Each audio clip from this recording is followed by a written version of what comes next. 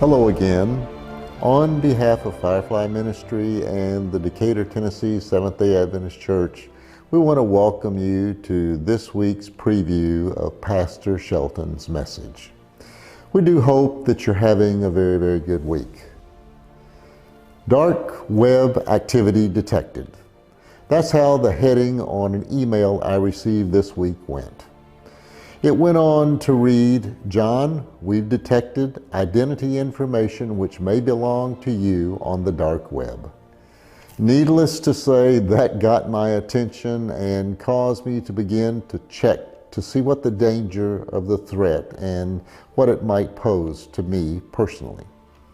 Luckily, it was minor. That, though, makes me think of how life today is so full of all kinds of threats.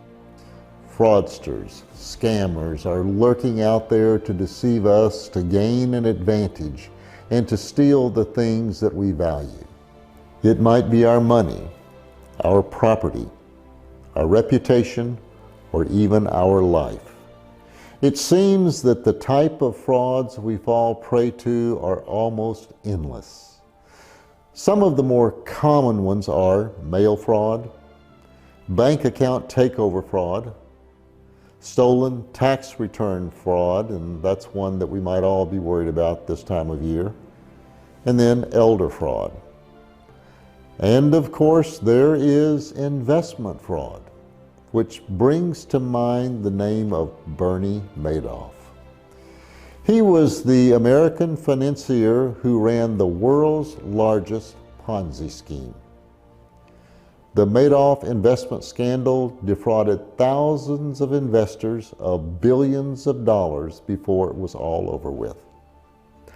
Many of those who fell prey to his deceptions said they were tricked into believing in him. Now, social psychology tells us that when people discover others who they think are smart and wise investors are part of the program, that increases their confidence that the scheme is safe for them. But in the end, their lack of personal due diligence led to thousands of investors losing everything. Some of them even lost their own lives by committing suicide. But as bad and as dangerous as that fraud was, there's one going around today that's even more dangerous. Actually, if we fall prey to it, it will be deadly. The Bible puts it this way: there's a way that seems right to a man, but its end is the way of death. When Christ returned to heaven to represent us, he left us, his church, his followers, to spread the good news of salvation. Now, it didn't take Satan long to realize that he couldn't destroy the church from outside, so he decided to dress up his practices of deceit and deception and to join the church. He knew it would be easier to dilute the truth over time and to destroy God's people from inside the church. And today, we find all kinds of churches preaching the cheap gospels of prosperity, social conformity, tradition, and convenience. These counterfeits of God's pure truth not only cheapens Christ's gospel, but puts the deceived in danger of destruction.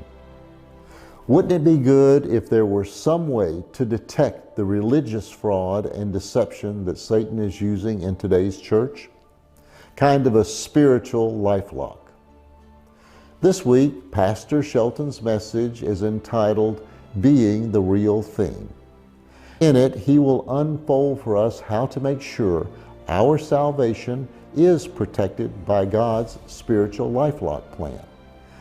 He will also help us to understand the church's role in combating Satan's tactics.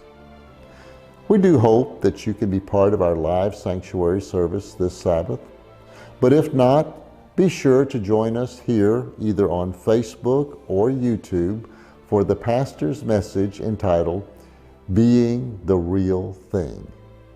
And until then, have a blessed week.